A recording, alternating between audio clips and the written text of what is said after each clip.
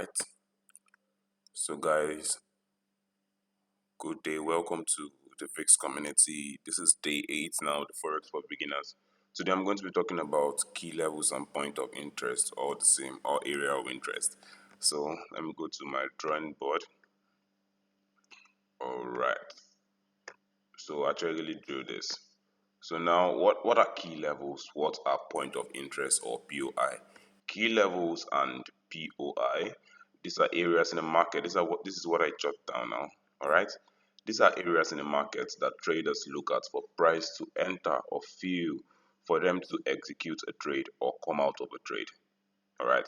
So it's more of like it's an area in which the trader is putting his focus in the market where he wants to enter a trade position in, or he wants to get out of a trade position from.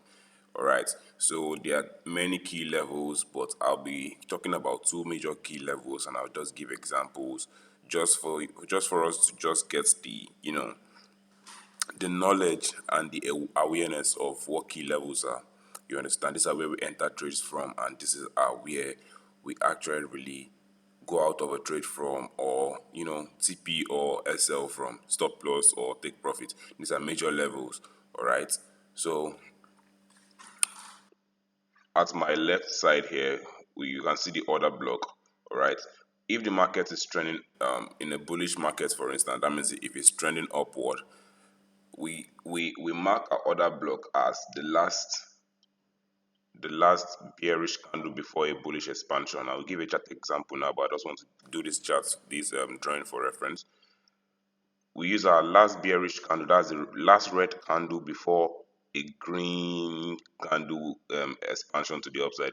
That's where we mark our order block from. So when price comes back to fill it or retests inside of it, place is known as our key level, so we can buy from there. The same goes for the reverse. If the market was sloping downwards, all right, that means our order block will be the green candle before the red expansion. That will act as our key level. Now in my right hand side is what I call support and resistance. Support and resistance, mainly I actually mark my support and resistance in the higher time frame, like weekly time frame and the daily time frame. I don't mark my support and resistance level in the 4 hours, 1 hour, and the rest. If you mark your support and resistance in the 4 hours, 1 hour, and the rest, it would likely not hold, because we look for entries in all this time frame. You understand? So order block is what you should be looking for to mark at in a lower time frame, but support and resistance is mainly in weekly and daily time frame. All right. So when price reaches those key levels, you can start looking for confirmation to enter the market. All right. So that's that about that. So now let's go to our charts. Let's look for order block first off. Let's go to, this is the USD CHF, just a random pair. Let's go to the 1 hour time frame, for instance. Let's look for order block.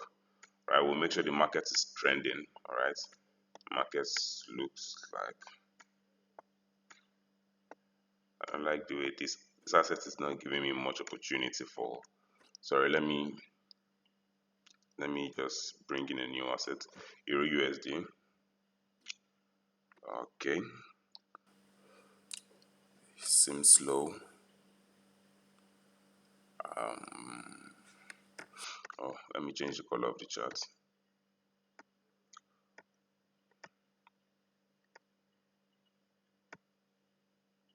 All right, so let's zoom out a bit.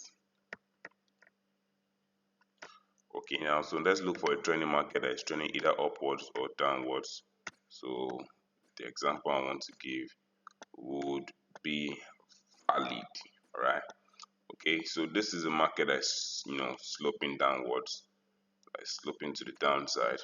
All right. Now I need a perfect slope to the downside, not a range at all.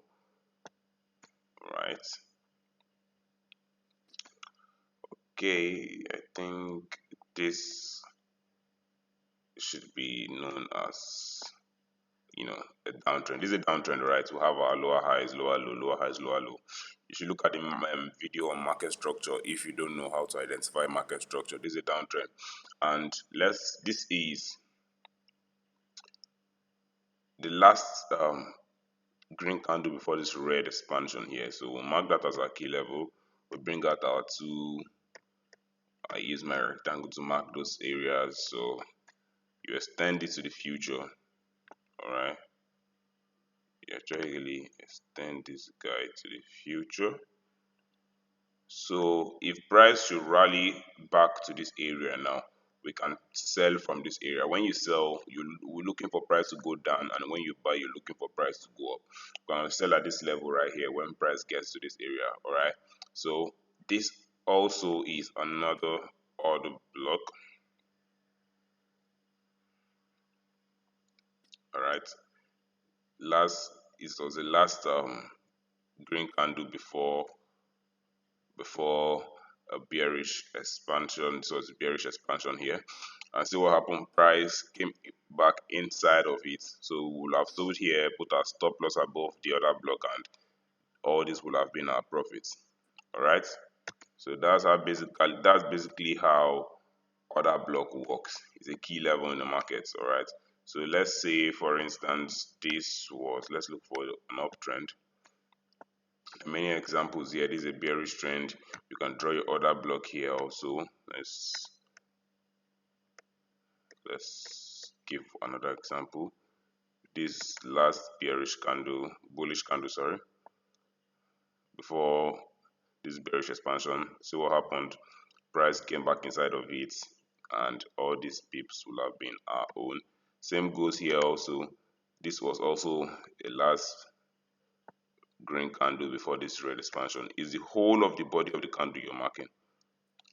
All right, body wick and the body, and see what happened. Price came back inside of it and retested and thereabouts. You can even do the same for here also. This was last bullish candle before this red, last green candle before this red, and price came back inside of it. So I'm looking for a bullish example now. Well, the market has been sloping downwards for quite a while now. All right, this is a bullish trend. Okay, so let's bring out our two. We just mark that out. So price didn't very much get inside of it. This is the last red candle before this green expansion. Price didn't very much get inside of it. All right, so remember we mark our other blocks at our higher low in a bullish trend and at our lower high in our bearish trend. All right, so now let's talk about support and resistance. Let's go to the weekly time frame because that's where I like marking from my pre. All right, this is a weekly time frame. Let's zoom out to the tiniest. All right, so look for areas in which price rejected from the most. All right, so we're going to be quick with this one. There are areas, so let me use line. No, let me use blocks instead. Since they are areas, they are not just one place. All right, so price rejected from here, price rejected from here. So we know there's some kind of a wall that is preventing price from going higher at this point here. Though price pushed this place here, but in this place there seems to be some kind of wall. So we'll draw an area there. Draw an area here. Alright, so let's accumulate the two guys. We will draw another area. All the places price rejected from. If you look closely, you see price keep rejecting at some area here. There's like some kind of resistances here. Price keep rejecting there. Alright. You allow your area you're drawing to accumulate like or accommodate like many of these areas as possible, as many as possible. So you see it's accumulated this guy, though it's not as perfect, but see how many of these guys are accumulated here, price bounce off here and here. Let's look for one more place before I conclude on this video. And price seems to be rejecting at these areas also. There's some kind of support in this area also. we draw all these support levels, all right, in order to make, it's more of like if you are doing an analysis on a chart, it's like you are telling a story. So it's more of like making your story more clearer. You understand when you do some markups like this, because if your chart is just plain, if you don't need some markups and you've identified these areas already, and you have an eagle eyes of where you've marked this area, you can remove all these areas, all right? But I leave them in my own chart just to identify where when price has gotten to those areas, so I either go out of a trade or enter a trade from. All right, so I don't enter a trade on a weekly time frame like this. I scale lower to the 411 hour to look for other blocks or other confirmations before I enter. But all right, so this is one more support again. All right, you see, price rejected off here, rejected off here, rejected off here, rejected off here, rejected off here, and rejected off here. Though it broke out here, but we know this place is a major area of support. Whereas there are resistance and thereabout. That's how you mark support and resistance basically. I don't mark support and resistance on the lower time frame. That's just a range. You understand? But on a weekly time frame, monthly time frame, daily time frame, it's more of like an area in which you can trust, because those areas are the higher the time frame, the stronger the structure.